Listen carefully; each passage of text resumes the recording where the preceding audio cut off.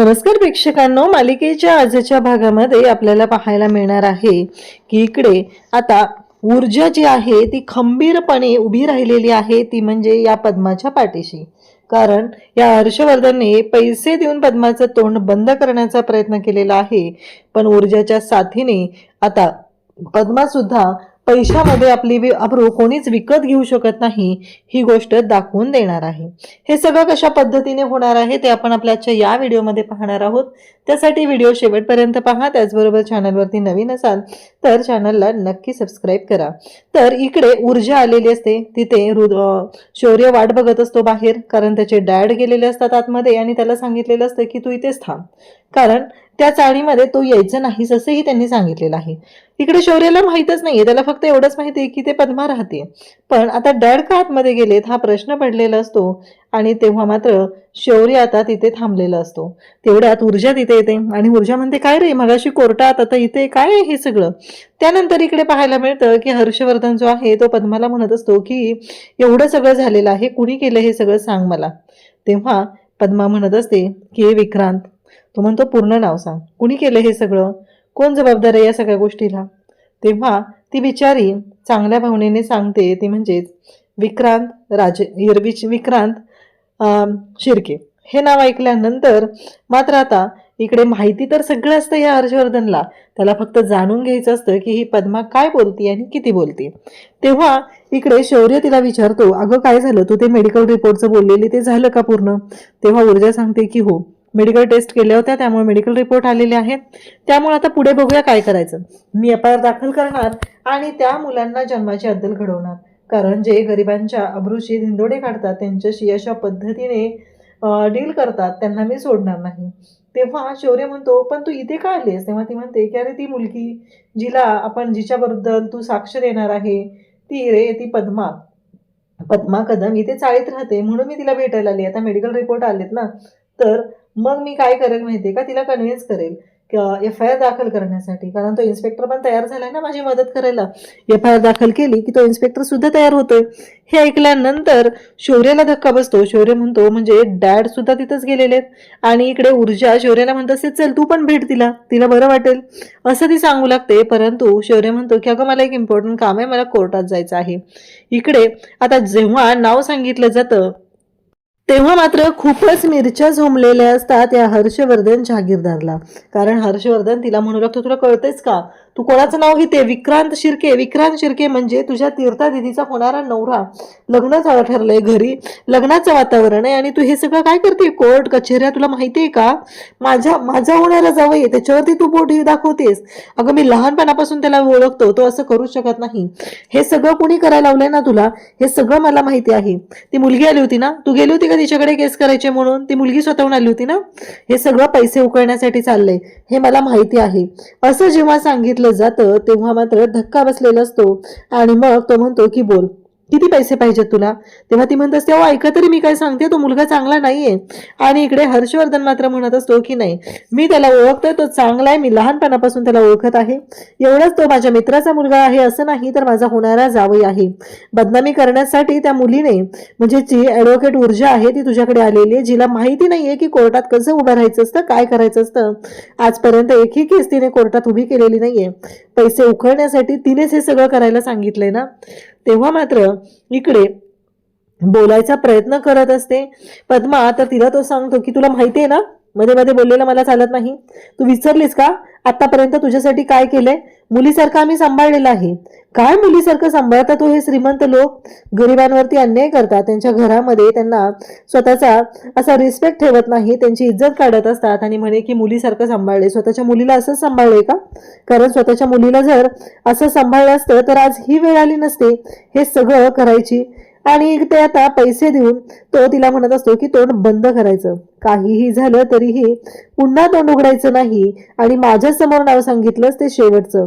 तुला माहित नाहीये कोर्ट कचेऱ्या काय असतं ते, कारण किती आणि कुठल्या पद्धतीने मी कोर्ट कचेऱ्या करतो हे मला माहिती आहे. रोज मी तेच करत आलेलो आहे. तुला तोंड बंद करावं लागेल. आता मात्र इकडे पद्माला धक्का बसलेला असतो, कारण स्वतःची मुलगी आहे असं म्हणणारा हा माणूस माझ्या अब्रूची किंमत मोजत आहे आणि मला पैसे तोंडावर फेकत आहे. इकडे ऊर्जाला फोन आलेला असतो. इथे शौर्याला एक गोष्ट कळलेली असते, ती म्हणजे पीडित मुलगी पद्मा आहे, म्हणजे डॅड इथे पद्मालाच भेटायला गेलेले आहेत ही गोष्ट आता शौर्यच्या लक्षात आलेली असते. आणि पद्मा म्हणजेच यांच्या घरी काम करणारी मुलगी. आता मात्र धक्का बसलेला आहे. एवढ्यातच ती म्हणते की हो, मी थोड्याच वेळात कोर्टात येते, तिथं आल्यानंतर भेटूया, असं इकडे ऊर्जा सांगू लागते. तेव्हा मात्र ऊर्जा आता निघालेली आहे. ती शौर्यला सांगते की मी निघते, मी घाईत आहे थोडी, मला जायचंय. कारण शौर्यने पण तिला सांगितलेलं असतं की मी आत्ता भेटायला येत नाहीये. त्यामुळे शौर्य सुद्धा पद्माला भेटायला तयार नसतो. त्यानंतर इकडे आता स्पष्टपणे हर्षवर्धनने सांगितलेलं आहे की ते पैसे घे, पोलीस कंप्लेंट वगैरे काहीही करायचं नाही. एक गोष्ट लक्षात ठेवायची आहे, तोंड बंद करायचं, हे पैसे घ्यायचे, अजून किती पैसे लागणार आहेत ते सांग, कारण तुझं सगळं आम्ही करत आहोत आणि पुन्हा अशी घोडचूक करायची नाही. आणि हे बोलल्यानंतर खरं तर पद्माला धक्का बसलेला असतो की हा माणूस, याला घाबरून मी निघून आलेले होते, कारण या माणसाने मला सांगितलं आता पैसे घ्यायचे आणि तोंड बंद करायचं.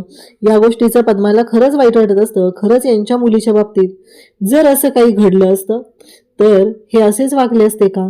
आणि यांच्या मुलीच्या बाबतीत जर अशा गोष्टी झाल्या असत्या तर यांना चालल्या असत्या का?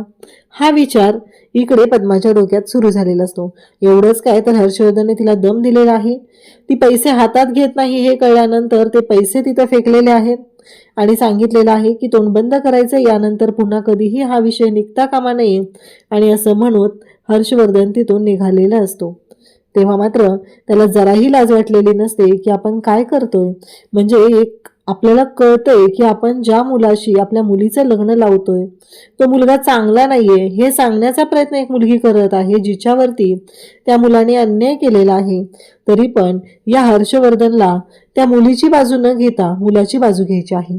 आणि नेमकं आता हर्षवर्धन तिथं बाहेर पडत असतो आणि त्याच वेळी तिथं पोहोचते ती म्हणजे ऊर्जा. ऊर्जा तिथं आलेली असते आणि ऊर्जा म्हणते की तुम्ही इथे. तेव्हा ती म्हणते की बरोबर आहे, माझ्या क्लायंटला तुम्ही भेटायला आलेला होता ना, धमकवायला म्हणायला पाहिजे खरं तर, कारण तुम्ही भेटू शकत नाहीये, तुम्ही फक्त धमकवू शकता एखाद्याला, असं ऊर्जा त्याला सांगत असते. तेव्हा तो म्हणतो की एक गोष्ट लक्षात ठेव, FIR दाखल झालेली नाहीये, वकीलपत्र घेतलेलं नाहीये, त्यामुळे ती तुझी क्लायंट नाही. राहिला प्रश्न, ती मुलगी आमच्या घरी काम करते आणि उपकरांच्या ओझ्याखाली तिला एवढं दबून ठेवलंय की ती कधीच FIR दाखल करणार नाही. आणि आता तू जे काय बोलतेय ना ते तुला जमणारच नाहीये. तुला माहित नाहीये तू कोणाच्या विरोधात बोलते. हा हर्षवर्धन जहागीरदार भल्या भल्यांना पाणी पाजतो आणि तू कोण लागून गेलेली आहेस आणि तू माझ्या विरोधात हे सगळं करायला उभी राहिलेली आहे. एवढं लक्षात ठेव, ही गोष्ट कधी शक्य होणार नाही, असं इकडे हर्षवर्धन तिला धमकावत असतो. आणि एक गोष्ट कसं माहितीये का, तुझ्या बापाने मूर्ख होता तो, त्यांनी जो मूर्खपणा केलेला आहे तो तू करू नकोस. तुला मी सांगितलेलं आहे माझी फर्म जॉईन कर आणि मग तुला कुठल्या कुठं नेऊन ठेवतो बघ, तुझं करिअर घडवतो. तेव्हा ऊर्जा म्हणते त्याची गरज नाहीये, माझं करिअर घडवायला मी समर्थ आहे. आणि राहिला प्रश्न माझ्या बाबांबद्दल बोलण्याचा तर तुम्हाला अधिकारच नाहीये. तुम्ही त्यांच्याबद्दल बोलूच नका, कारण ते काय होते आणि तुम्ही काय आहात ते मला चांगलं माहिती आहे. आणि पैशाने तर तुम्हाला विकत घेतलेला आहे हो. पैशासाठी तुम्ही क्लायंटला विकत घेता आणि जे काय करता ते फक्त आणि फक्त पैशासाठी करता. एवढं जेव्हा पद्माच्या बाजूने तुम्ही बोलत असताना बोलायचं होतं ना तुम्हाला, मग का का तिच्या विरोधात तुम्हाला किती पैसे दिलेत? नाही, आता विचार करा, ही विक्रांत शिर्केची केस आहे आणि तुम्ही इथे आला, त्या दिवशी पोलीस स्टेशनमध्ये आला, इथे पद्माच्या घरी चाळीपर्यंत पोहोचलात, म्हणजेच या केसमध्ये खूप दम आहे. नाही, तुम्ही किती पैसे घेतलेत? आणि फाड इंग्लिश झाडते तेव्हा लगेचच तो बोलू लागतो की कसं आहे माहितीये का, इंग्लिश चांगलं आहे तुझं, यशवंतपेक्षा पण. नाही, बरोबर आहे, चांगले 4 वाक्य धाड फेकतेस तू म्हणून म्हटलं, पण एक गोष्ट लक्षात ठेव, काहीही झालं तरीही तू कोर्टात माझ्या विरोधात उभी राहणार आहे. अगं भल्या भल्यांना पाणी पाजले, तुमच्यासारख्या अशा ज्युनियर वकिलांना ना कळत नाहीये, कॉलेजमध्ये माझ्या केस स्टडी केले जातात, उदाहरणं दिली जातात, कारण आर्ग्युमेंट कसे करायचे आणि काय करायचं. तेव्हा मात्र ऊर्जा म्हणते बघूया ना, भेटूया, कारण तुम्ही घाबरलेला आहात, मी घाबरलेले नाहीये, म्हणून तर तुम्ही इथं माझ्या क्लायंटला भेटायला आलेला आहात, धमकवायला आलेला आहात, असं ऊर्जा स्पष्टपणे बोलते. इकडे शौर्य विचारत असतो की डॅड, मला कळलं पाहिजे की हे सगळं काय चाललेलं आहे, हे कोणत्या केसबद्दल बोलणं सुरू आहे आणि तुम्ही काय करताय, मला कळलं पाहिजे, असं शौर्य बोलत असतो. तेव्हा मात्र शौर्याला इकडे हर्षवर्धन म्हणतो की एक गोष्ट लक्षात ठेव, या सगळ्याशी तुझा काहीही संबंध नाहीये, या कोणत्याही गोष्टीच्या मध्ये तू पडायचं नाहीस. तेव्हा तो म्हणतो की मला कळलं पाहिजे. तेव्हा तो म्हणतो की एक गोष्ट लक्षात ठेव शौर्य, कसं आहे, तू माझा इथे सब कोऑर्डिनेटर आहेस आणि सब कोऑर्डिनेटर बनूनच राहा. कारण काहीही झालं तरीही या गोष्टीशी तुझा कोणताही संबंध नाही आहे, त्याच्यामुळं तू याच्यामध्ये पडायचं नाहीस. इकडे आपल्याला पाहायला मिळतं ते म्हणजे ऊर्जा येते तेव्हा पद्मा शांत बसलेली असते, कारण तिला वाईट वाटलेलं असतं. तेव्हा ऊर्जा म्हणते, काय झालं पद्मा? काय बोलला तू माणूस? तुला तो आला होता इथं, मी पाहिलंय त्याला. हर्षवर्धन जहागीरदार इथं आला होता, काय बोलला तुला तो? तेव्हा ती सांगू लागते की ते पैसे दिलेत आणि सांगितले तोंड बंद करायचं, कारण मी त्यांच्या घरी काम करते ना. ते मला धमकवत होते की आत्तापर्यंत तुझ्यावर एवढे उपकार केलेले आहेत. तेव्हा इकडे ऊर्जा सांगू लागते की हे बघ, मेडिकल टेस्टचे रिपोर्ट आलेले आहेत. तुझी इच्छा असेल तर आपण FIR दाखल करूया, तुझी इच्छा नसेल तर नाही. बरं झालं आपण काल मेडिकल टेस्ट करून घेतली, नाही तर खूप अवघड झालं असतं. तुझ्या लक्षात येतंय का? ही माणसं अशीच आहेत आणि ती आपल्याला फसवण्यासाठी कोणत्याही थराला जाऊ शकतात. आपल्यालाच विचार करावा लागणार आहे. आता मला सांग, काल जर आपण मेडिकल टेस्ट केली नसती आणि आज तुझी इच्छा जर असती आपण पोलीस कंप्लेंट करायची, तर काहीच करू शकलो नसतो. म्हणून आपण मेडिकल टेस्ट करून ठेवलेली आहे. आता मात्र ऊर्जा ही सगळं तिला सांगत असते तेव्हा पद्मा रडत असते. ऊर्जा म्हणते, हे बघ, तुझी इच्छा असेल तर आपण करूया. कारण पद्माला 2 लाख रुपये तिच्या तोंडावरती फेकलेले असतात आणि एवढंच काय तर तिला सांगितलेलं असतं की तोंड बंद करायचं आणि शांत राहायचं आहे. पुन्हा तोंड उघडायचं नाही. अजून पैसे लागले तर सांगायचं, ते मिळतील. आता मात्र ऊर्जा म्हणते की तुझी इच्छा असेल तर बघ. मग ऊर्जा म्हणते ठीक आहे, कारण आता ऊर्जाला हेही कळलंय की पद्मा ही हर्षवर्धन जहागीरदारच्या घरी काम करते. आणि मग पद्मा म्हणते की नाही, काहीही झालं तरी आता पोलीस कंप्लेंट करायचीच आहे, कारण त्यांनी माझ्या अब्रूची किंमत पैशात केलेली आहे. तेव्हा ऊर्जा म्हणते, मला सांग, त्यांच्या मुलीबरोबरच हे झालं असतं तर ते असेच वागले असते का गं? तेव्हा ऊर्जाला जे बोललेले आहे ते पद्माला पटलेलं असतं आणि पद्मा पेटून उठलेली आहे. पद्मा म्हणते की आता मी शांत राहणार नाही, मी लढणार आहे आणि अन्यायाविरुद्ध मी लढणार आहे, असं ती सांगू लागते.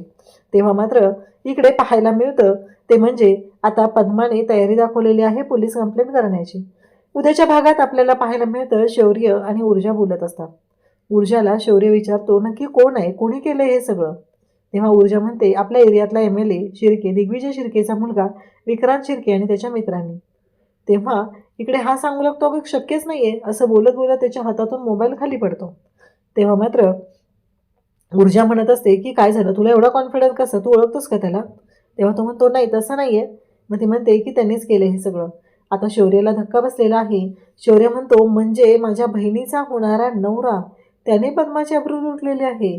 म्हणजे त्या दिवशीचे ते मुलं आणि हे दोघंही एकमेकांशी कनेक्टेड आहेत. आता मात्र शौर्याला धक्का बसलेला आहे आणि शौर्याच्या पायाखालची जमीन सरकलेली आहे.